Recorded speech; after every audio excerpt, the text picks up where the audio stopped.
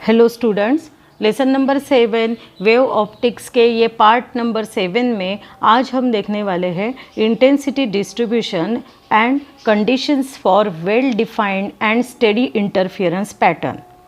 Last lecture में यानी part 6 में हमने देखा था यंग्स डबल स्लिट एक्सपेरिमेंट को, वो बहुत ही इम्पोर्टेंट एक्सपेरिमेंट और उसका डेरिवेशन भी देखा था। वहाँ पे हमने conditions for constructive interference, destructive interference को भी निकाला था और फेज डिफरेंस भी निकाला था, पाथ डिफरेंस भी निकाला था।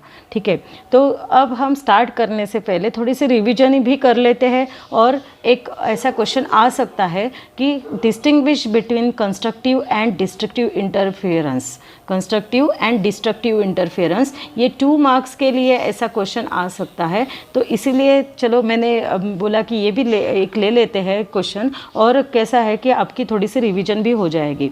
ठीक है, तो ये क्वेश्चन आ सकता है distinguish between constructive and destructive interference. अब कंस्ट्रक्टिव इंटरफेरेंस पहले तो हमको फर्स्ट पॉइंट लिखना पड़ेगा एम्पलीट्यूड के व्यू से। ओके, तो base on the amplitude view. अब ये हमारा सब कुछ हुआ है तो इसलिए मैं सिर्फ आपको पढ़ के बताती हूँ। देखो फर्स्ट पॉइंट क्या है, the resultant amplitude of 2 waves is equal to the sum of amplitudes of individual wave. यानी in constructive interference if we consider 2 waves, 2 wave है और उसकी एम्पलीट्यूड है A1 एंड A2, तो जो रिजल्टेंट एम्पलीट्यूड है वो कैसी रहेगी, it is the sum of the amplitude of first wave plus amplitude of second wave. यानी वो सम रहेगी पहली वेव की एम्पलीट्यूड की और दूसरे वेव के एम्पलीट्यूड से। ठीक है, तो रिजल्टेंट एम्पलीट्यूड कैसी रहेगी, A इज़ इक्वल टू, ये ऐसा लिखना चाहिए था, A is equal to A1 plus A2। Okay, अगर पहले वेव की एम्पलीट्यूड है A1, दूसरे की है A2, देन रिजल्टेंट एम्पलीट्यूड कैसे मिल रही है, it is A is equal to A1 plus A2 for constructive interference. और अगर हम देखेंगे डिस्ट्रक्टिव इंटरफेरेंस में यही पॉइंट, तो रिजल्टेंट एम्पलीट्यूड कैसे मिलती है, it is equal to the difference of amplitudes of individual wave. First की एम्पलीट्यूड है A1, सेकेंड वेव की अगर A2 है, तो दोनों का डिफरेंस ये हमको मिलेगा resultant amplitude for destructive interference. समझ में आया, that is for destructive interference A is equal to A1 minus A2 मिलेगा। ओके, समझ में आया फर्स्ट पॉइंट। सेकंड पॉइंट की तरफ देखेंगे, ये भी हो गया है। देखो the amplitude of resultant wave कैसी रहती है, कंस्ट्रक्टिव इंटरफेरेंस में amplitude of resultant wave is maximum और डिस्ट्रक्टिव इंटरफेरेंस में amplitude of resultant wave is minimum. Amplitude maximum है यानी इंटेंसिटी भी लिख सकते हो, ये पॉइंट आप इंटेंसिटी भी कैसी रहती है, it is intensity is always equal to square of the amplitude. जो एम्पलीट्यूड है आपकी तो इसका स्क्वायर रहता है ना, तो एम्पलीट्यूड अगर मैक्सिमम है तो इंटेंसिटी भी कैसी है, इंटेंसिटी भी हो जाएगी मैक्सिमम इन कंस्ट्रक्टिव इंटरफेरेंस। और इन डिस्ट्रक्टिव इंटरफेरेंस एम्पलीट्यूड मिनिमम है तो इंटेंसिटी भी कैसी हो जाएगी, इंटेंसिटी भी मिनिमम हो जाएगी। ठीक है, यहाँ तक समझ में आया आपको, ये 2 पॉइंट्स आप इजीली लिख सकते हो। ओके, समझ में आया। तो अब थर्ड पॉइंट की तरफ जाते हैं। थर्ड पॉइंट देखो, द पाथ डिफरेंस का पॉइंट है। पाथ डिफरेंस कैसा रहता है उसको देखेंगे। Path difference between the 2 waves, ये हमारी कंडीशन आपको मालूम है। ये कंडीशन पाथ डिफरेंस कैसे रहता है, तो पाथ डिफरेंस कैसे रहता है, देखो कंस्ट्रक्टिव इंटरफेरेंस के लिए पाथ डिफरेंस कैसे रहता है, तो it is the integral multiple of wavelength lambda. हमने ये देखा हुआ है, path difference is an even multiple of wavelength lambda. The path difference between the 2 wave is an even multiple of wavelength lambda by 2 है। तो ये भी बराबर है, अगर इवन मल्टीपल हम देख रहे हैं तो, या it is multiple of wavelength lambda, आपने ऐसा भी लिखा तो भी चलेगा। ठीक है, तो यहाँ पे आपको दिखाई दे रहा है डेल्टा एल की वैल्यू। अब हम लास्ट लेक्चर में हमने लिखा था delta L is equal to N into lambda, ये भी बराबर है, या आप यहाँ पे लिखा हुआ है देखो delta L is equal to twice N lambda by 2। अगर हम 2 कैंसिल हो जाते हैं तो वही मिलता है। आप ये भी लिख सकते हो, या सिंपली आप ऐसा भी लिख सकते हो जैसे हमने लास्ट लेक्चर में देखा है, delta L is equal to N lambda. ये कंडीशन है, path difference is integral multiple of wavelength lambda. ठीक है, वेयर एन की वैल्यू कितनी है, 0 1 2 3 कितनी भी हो सकती है। ओके, और for destructive interference the path difference between the two waves is an odd multiple of lambda by 2। यहाँ पे even multiple of lambda by 2 ले सकते हो, और डिस्ट्रक्टिव इंटरफियरेंस में it is the odd multiple of lambda by 2। Odd multiple है इसलिए यहाँ पे लिखना पड़ेगा आपको twice n minus 1 lambda by 2। Okay, यहाँ पे लिखना पड़ेगा twice n minus 1 lambda by 2। ठीक है, तो where n is equal to 1, 2, 3। ठीक है, समझ में आया। अब 4th नंबर का पॉइंट को पढ़ेंगे, द क्रिस्ट और trough of two waves coincide. यहाँ पे एक तो क्रिस्ट को कोइंसाइड होता है कंस्ट्रक्टिव इंटरफियरेंस में, क्रिस्ट को कोइंसाइड होता है, या एक क्रिस्ट ट्रफ को कोइंसाइड होता है। ट्रफ और ट्रफ कोइंसाइड होते हैं, या क्रिस्ट और क्रिस्ट कोइंसाइड होते हैं। तो इसलिए 4th नंबर का पॉइंट क्या है, द क्रिस्ट और trough of two waves coincide. But destructive interference में क्या होता है, the crest of one wave coincide with the trough of the another wave and vice versa. यानी क्रिस्ट जो है वो एक तो ट्रफ से मैच करेगी, या ट्रफ जो है वो कोइंसाइड करेगा क्रिस्ट से। ठीक है, कुछ भी बोल सकते हो। तो ये है इन डिस्ट्रक्टिव इंटरफेरेंस। तब क्या वहाँ पे कौन सा इंटरफेरेंस रहता है, डिस्ट्रक्टिव इंटरफेरेंस। तो ये है हमारे डिस्टिंग्विशिंग पॉइंट्स। 4 पॉइंट्स है 2 मार्क्स के लिए, आपको ये सब लिखना पड़ेगा। मैं सब इरेज कर देती हूँ, यानी आप इसका स्क्रीनशॉट लेकर आपके हैंडराइटिंग में इसको राइट डाउन कर सकते हो। ठीक है, समझ में आया। अब इसके बाद में हम आज देखेंगे इंटेंसिटी डिस्ट्रीब्यूशन। यानी अगर 2 लाइट वेव्स है, सेम इंटेंसिटी की है, और अगर वो इंटरफियर हो रहे हैं, ठीक है, वी कंसिडर 2 लाइट वेव्स। क्या कंसिडर कर रहे हैं हम, 2 लाइट वेव्स, 2 लाइट वेव्स को कंसिडर कर रहे हैं। कैसे है 2 लाइट वेव्स, सेम इंटेंसिटी है। इंटेंसिटी कैसी है, इंटेंसिटी इज़ डिनोटेड बाय आई। तो इंटेंसिटी सेम है, और वो क्या कर रहे हैं, दे इंटरफियर, वो क्या कर रहे हैं, इंटरफियर हो रहे हैं। ठीक है, तो उनकी जो रिजल्टेंट इंटेंसिटी है, रिजल्टेंट इंटेंसिटी ऑफ 2 वेव्स कैसी रहेगी, ये हम देखने वाले हैं। और ये भी डिस्कस करने वाले हैं कि resultant intensity when 2 waves interfere then they in phase अगर कैसी रहेगी, और आउट ऑफ फेज अगर 2 वेव्स है तो कैसी रहेगी रिजल्टेंट इंटेंसिटी, ये हम देखने वाले हैं।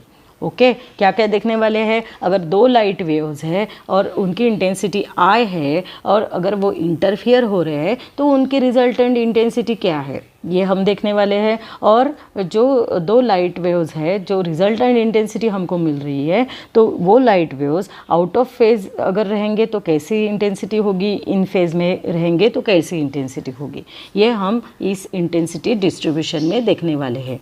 ठीक है, तो देखो हाँ, मैं आपको लिख के बताने वाली हूँ, क्योंकि मुझे ऐसा लगता है कि 1 बाय 1 पॉइंट लिखने से आपको अच्छे से समझ में आएगा। आप भी मेरे साथ लिखिएगा।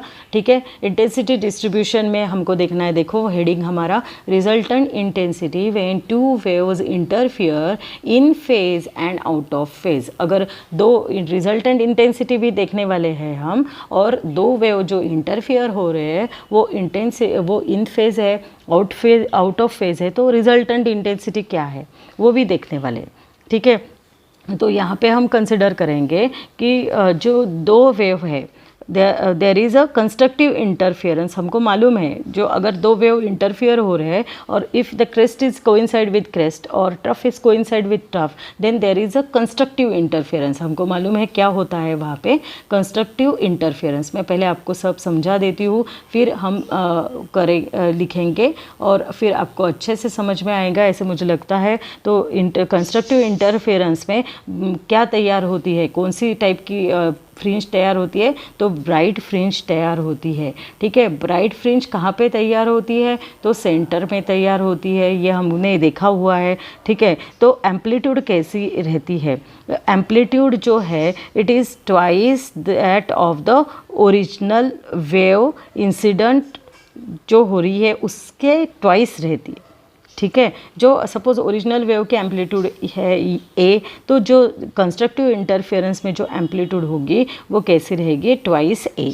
ओके, और अगर इंटेंसिटी आई है तो हमको मालूम है I is proportional to the square of the amplitude. I कैसे रहती है, intensity is always equal to और it is proportional to the square of the amplitude. ठीक है, तो अगर ये एम्पलीट्यूड ट्वाइस ए है तो सॉरी यहाँ पे ए लेती हूँ स्मॉल ए, तो इंटेंसिटी कैसी रहेगी, it is 4 times the intensity of incident wave. Suppose incident wave की इंटेंसिटी है आई ओ। ठीक है, तो ये कैसी रहेगी इंटेंसिटी, रिजल्टेंट इंटेंसिटी कैसी मिलेगी, it is 4 times the intensity of incident wave. कितनी मिलेगी, 4 times the intensity of incident wave. ये समझ में आया, क्योंकि इंटेंसिटी कैसी रहती है, intensity is proportional to the square of the amplitude. ठीक है, और कंस्ट्रक्टिव इंटरफेरेंस में एम्पलीट्यूड क्या होती है, 2 टाइम्स द ओरिजिनल जो इंसिडेंट वेव है उसके एम्पलीट्यूड से 2 टाइम्स रहती है, ट्वाइस रहती है। ठीक है, अब ट्वाइस रहती है, एम्पलीट्यूड ट्वाइस है, तो इंटेंसिटी कैसी होगी, फिर एम्पलीट्यूड की वैल्यू है 2a और उसका स्क्वायर, तो जो रिजल्टेंट इंटेंसिटी वो कैसी मिलती है, इट इज़ 4 ए स्क्वायर हो गई। ठीक है, that is we say that it is 4 times A square का है क्या है, it is original intensity I O, तो it is I is equal to 4 into I O. A square की जगह हम लिखेंगे आई ओ, आई ज़ीरो लिखो, आई ओ बोलो, आई ज़ीरो बोलना चाहिए था, आई ज़ीरो।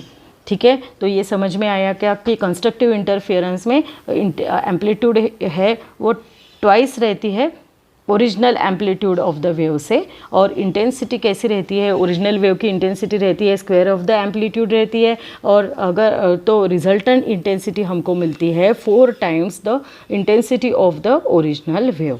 ओके, यही कंसेप्ट ये मैंने इसलिए बताए हैं कंसेप्ट क्योंकि अभी हम इंटेंसिटी डिस्ट्रीब्यूशन में यही सब कंसेप्ट देखने वाले हैं। ठीक है, यहाँ तक आपको समझ में आया। तो अब हम क्या करेंगे, इसका इंटेंसिटी डिस्ट्रीब्यूशन का ये डेरिवेशन बोलो या रिजल्टेंट इंटेंसिटी हम फाइंड करने वाले हैं। तो देखो कैसे फाइंड करेंगे इसको, कि यहाँ पे हम फिर से कंसिडर करेंगे 2 वेव्स, जैसे अभी देखा है। Let us consider 2 waves with phase difference। उनका फेज डिफरेंस कितना है, विथ फेज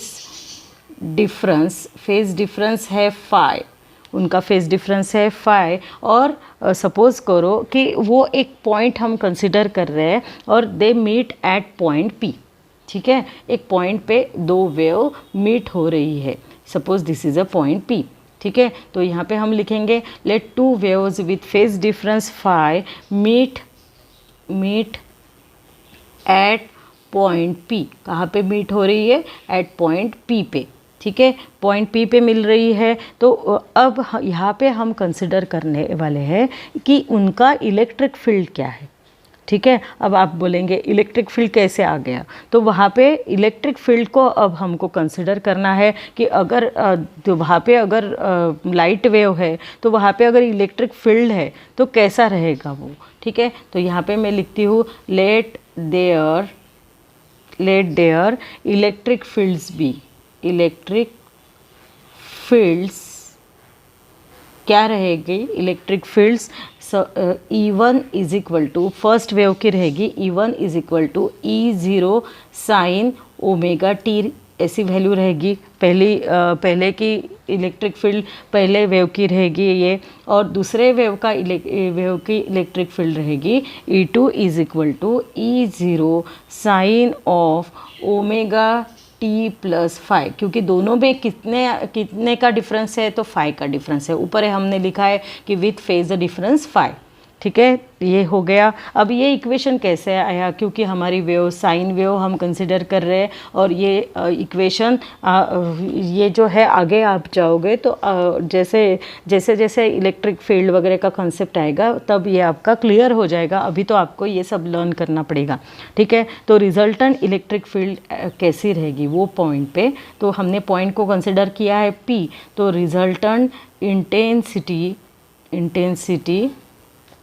एट P कैसी रहेगी, it is E is equal to E0, या दोनों को ऐड कर देंगे, ठीक है। E is equal to E1 plus E2 होगा, okay.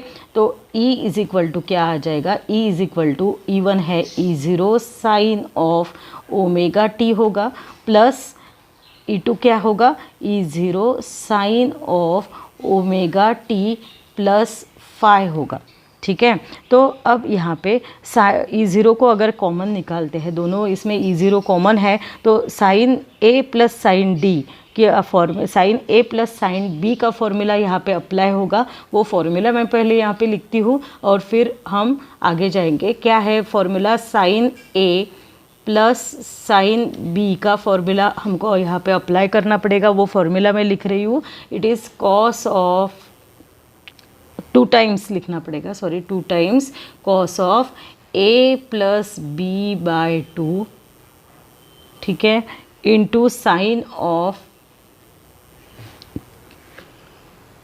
A into sine of, यहाँ पे सॉरी, यहाँ पे sine of A plus B by 2 चाहिए था, गलत हो गया, 1 मिनट सॉरी।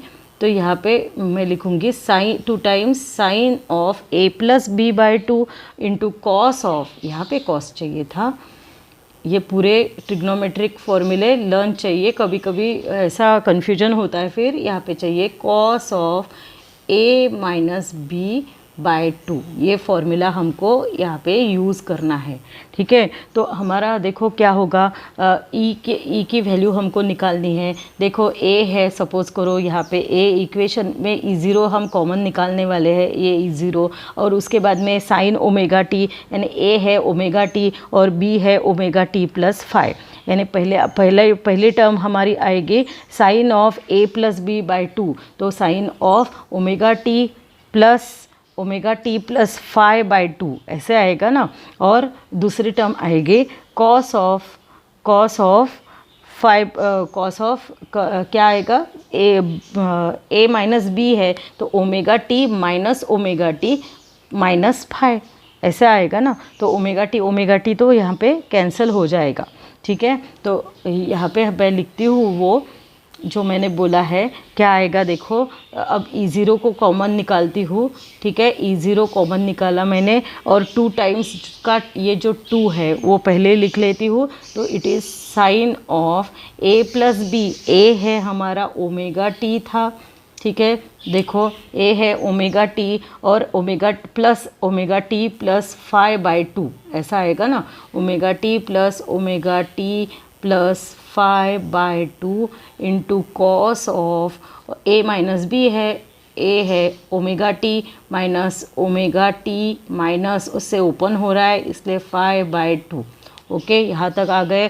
तो अब इसको सॉल्व करेंगे, E is equal to twice E0 sine of, यहाँ पे क्या आएगा 2 omega T plus phi upon 2 ऐसे आएगा ये यहाँ पे, ठीक है। यहाँ तक हो गया क्लियर। अब आगे जाएंगे, देखो कॉस ऑफ ओमेगा टी तो कैंसिल हो जाएगा, cos of minus theta it is equal to, देखो ये हमारे पास फॉर्मूला आ गया है, कॉस ऑफ माइनस थीटा क्या होता है, it is equal to cos of theta हो जाता है। तो यहाँ पे माइनस है निकल जाता है, वैसे ही ये फॉर्मूला से इट इज़ फाई बाय 2 बचता है सिर्फ, ठीक है। तो हमको जो नया इक्वेशन मिलता है, अब ये 2 ओमेगा टी प्लस, अब मैं क्या करती हूँ, ओमेगा टी को रिलीज़ कर देती हूँ डिवाइड से, तो 2E0 साइन ऑफ, मैं यहाँ पे क्या करती हूँ 2 ओमेगा टी ऐसा लिखती हूँ, 2 omega t by 2 plus phi by 2,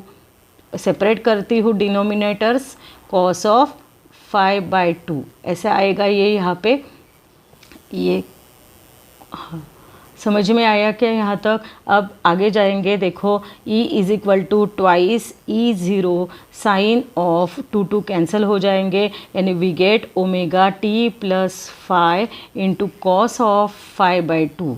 okay, यहाँ तक हम पहुँच गए हैं। तो समझ में आया यहाँ पे क्या है? तो अब हम क्या करेंगे, 2E0 यानी ये 2E0 कॉस ऑफ 5/2 को एक नाम देंगे, यानी एक वेरिएबल देंगे, सॉरी। तो कैसे करेंगे, देखो E इज इक्वल टू, मैं रीअरेंज कर लेती हूँ, पहले कॉस वाली टर्म लिख लेंगे 5/2। आपके बुक में ये डायरेक्ट दिया है, तो आप ये जो स्टेप्स है एग्ज़ाम में नहीं लिखी तो भी चलेगा, पर अभी लिख लो, यानी आपका पूरा कंसेप्ट क्लियर हो जाएगा। ठीक है, तो यहाँ तक हम पहुँच गए हैं। उसके बाद में अब हम क्या करते हैं कि ये क्या है, एम्पलीट्यूड है जो मेजर करते हैं in terms of electric field component of the wave. Amplitude को मेजर करते हैं in terms of electric field component of the wave. तो यहाँ पे मैं लिखती हूँ since here amplitude is measured amplitude is measured in terms of electric field component of the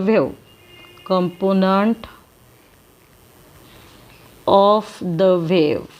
ठीक है, इलेक्ट्रिक फील्ड के कंपोनेंट में अगर मेजर करते हैं तो एम्पलीट्यूड ऑफ द वेव क्या हो जाएगी। तो सपोज करेंगे हम कि ये जो पहली टर्म है कॉस की, सब ये है हमारी एम्पलीट्यूड ऑफ द वेव। ठीक है, क्योंकि A sine omega T plus five तो मिलता ही है, वेव इक्वेशन हमने देखा है। पहला कैसे रहता है, A sine omega T plus five रहता है ना। तो ए यानी क्या है, ये जो फर्स्ट टर्म है 2E0 कॉस ऑफ 5/2, यही हमारी एम्पलीट्यूड होगी। ठीक है, तो नेक्स्ट इसमें लिखती हूँ मैं कि देयरफॉर ये जो ए है, ए इज एम्पलीट्यूड, ए कैसी रहेगी, इट इज़ ट्वाइस E0 जो हमारी पहली टर्म है, ट्वाइस E0 कॉस ऑफ 5/2, ये रहेगी हमारी amplitude. Twice E0 cos of 5/2 ये रहेगी। और suppose it is denoted by mod of E0 dash, इसको हम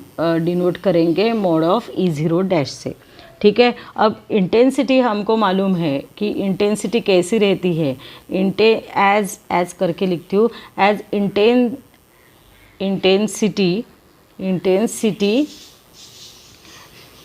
I0, सपोज I0 पकड़ेंगे, I0 वो कैसे रहती है, it is the square of the amplitude, ये हमने देखा हुआ है। और एम्पलीट्यूड की वैल्यू कितनी है, ये है मॉड में है, क्योंकि पॉजिटिव निगेटिव का प्रॉब्लम ही नहीं अगर मॉड हमने यूज़ किया तो मॉड यूज़ करेंगे यहाँ पे। It is equal to mod of E0 dash और उसका स्क्वायर।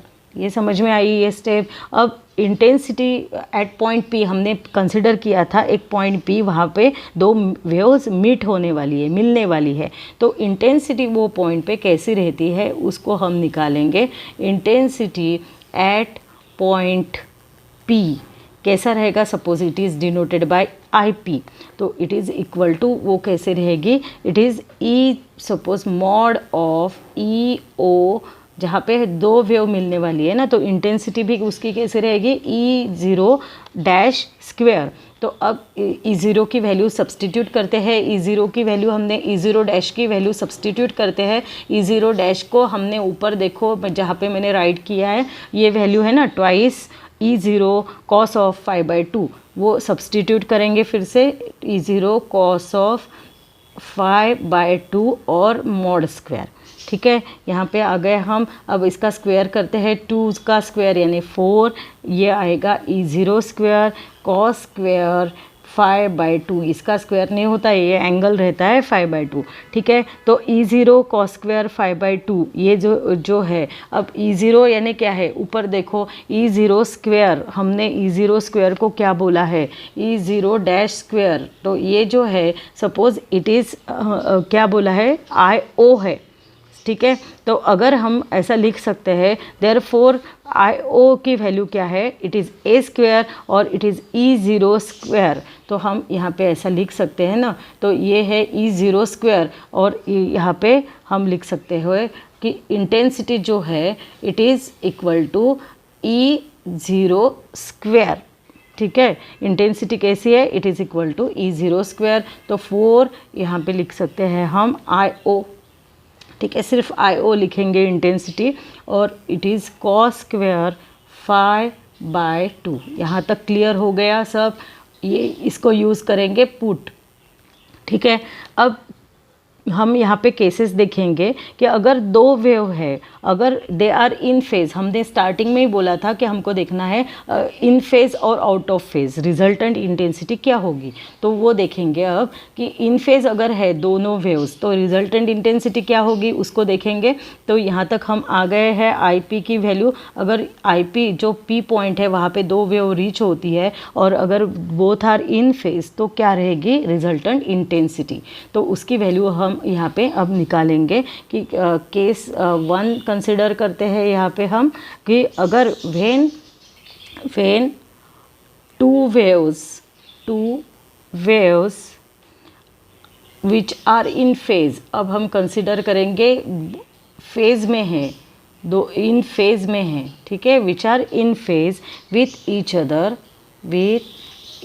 अदर अगर वो इंटरफियर होती है, इंटरफियर विथ ईच अदर और वो इंटरफियर होती है तो फाई की फेज कितनी रहती है, it is equal to 0। In phase है तो फाई की वैल्यू क्या रहेगी, 0 रहेगी। तो हमारा equation I P is equal to 4I0 कैसा हो जाएगा, देखो अब फाई की वैल्यू 0 सब्सटीट्यूट कर दो तो cos 0 it is equal to 0, cos 0 भी 0 हो जाएगा। ठीक है, कॉस 0 यहाँ पे कॉस 0 हो जाएगा तो रिजल्टेंट इंटेंसिटी कैसी हो जाएगी, मैं यहाँ पे लिखती हूँ देयरफॉर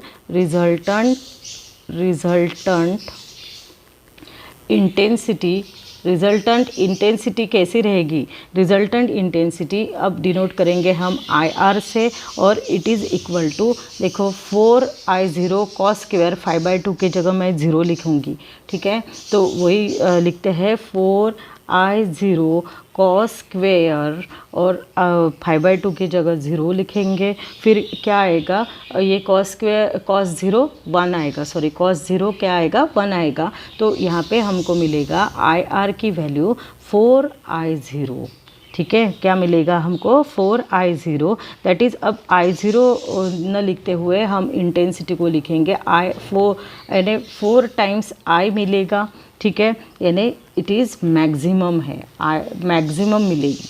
इंटेंसिटी कैसी मिल रही है हमारी, मैक्सिमम। अगर दो वेव्स, ये एमसीक्यू में आ सकता है, if two waves reaching at some point if they are in phase then intensity कैसी रहती है, इंटेंसिटी इज़ मैक्सिमम रहती है।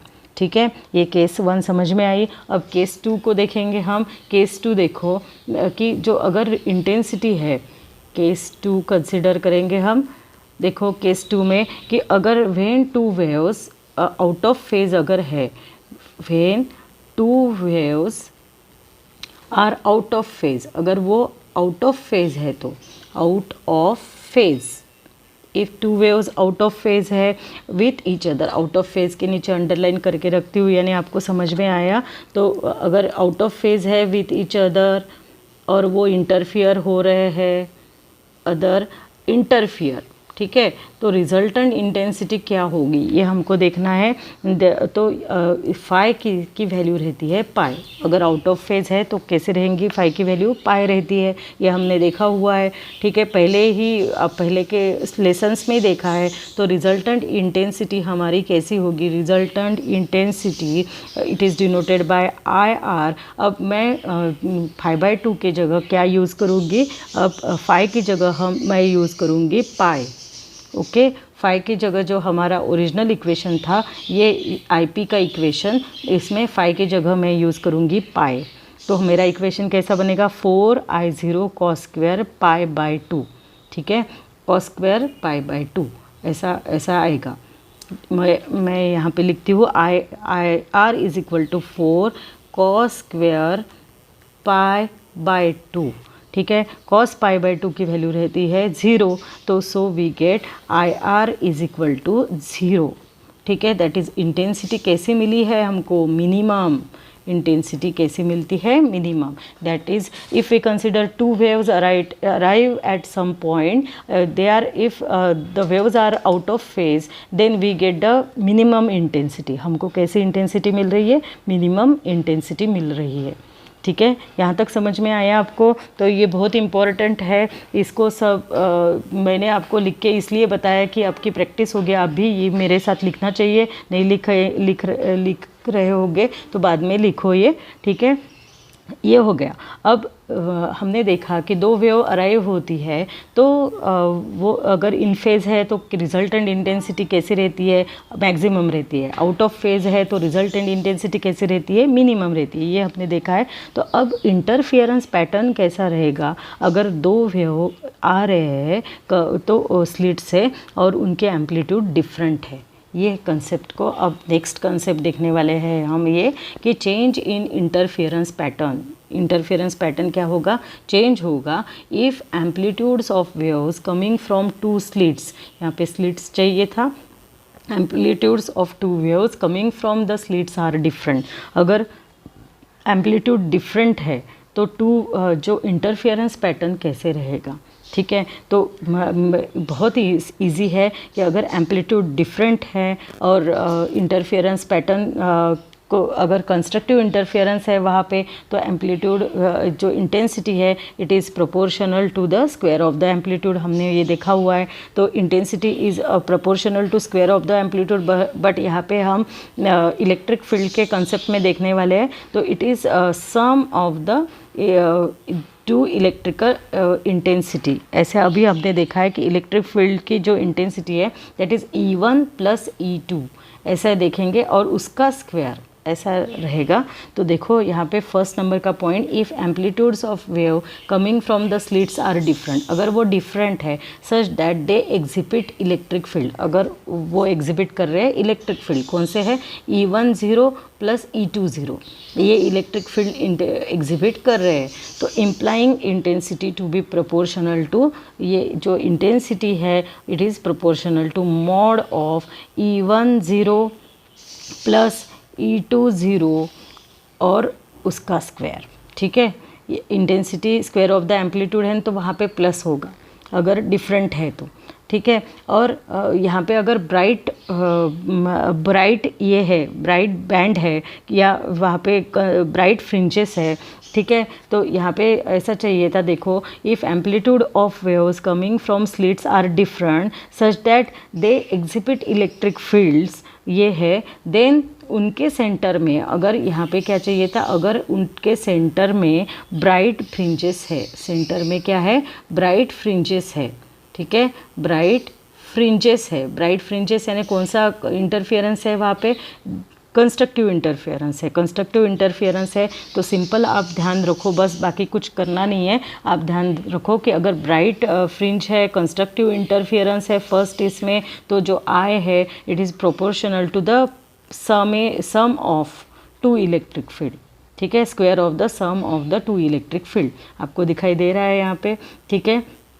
सम ये मैं कैंसिल कर देती हूँ, यानी आपको अच्छे से दिखाई देगा। प्लस साइन को देख रहे होगे आप, कंस्ट्रक्टिव इंटरफेरेंस में प्लस साइन यूज़ करना है और डिस्ट्रक्टिव इंटरफेरेंस में it is the difference of, यानी माइनस साइन यूज़ करना है। अगर सेम हम डार्क फ्रिंजेस, यानी वहाँ पे डिस्ट्रक्टिव इंटरफेरेंस है, सेंटर में अगर डार्क फ्रिंजेस है तो इंटेंसिटी इज़ प्रोपोर्शनल टू कैसे आएगी, और इलेक्ट्रिक फील्ड वहाँ पे E1 0 और difference between the two electric field E2 0 और उसका स्क्वायर ऐसे आएगा।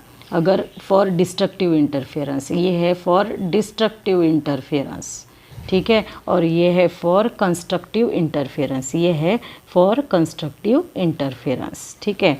तो यानी डिस्ट्रक्टिव के लिए ब्राइट इंटेंसिटी दिखाई देगी और कंस्ट्रक्टिव के लिए ब्राइट इंटेंसिटी दिखाई देगी, और डिस्ट्रक्टिव के लिए कैसे रहेगा, ज़ीरो इल्यूमिनेशन रहेगा। या यहाँ पे दिखाई दे रहा है आपको, this means dark fringe will not have zero illumination, that is totally dark नहीं दिखेगा, थोड़ा सा कुछ तो भी रहेगा, क्योंकि डिफरेंस है, एकदम से से जो आंसर है 0 नहीं आएगा, थोड़ा सा कुछ वहाँ पे अगर वैल्यू होगी तो but will show dim elimination, वहाँ पे थोड़ा सा डीम लाइट बिल्कुल बारीक नियर अबाउट 0 के जैसा आपको वहाँ पे लाइट दिखाई देगा।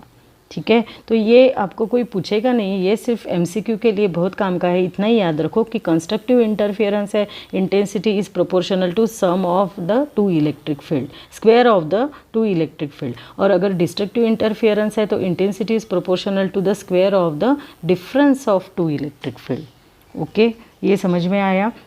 यहाँ तक आप हमारा ये पूरा जो पहला पार्ट है इंटेंसिटी डिस्ट्रीब्यूशन का कंप्लीट हो जाता है।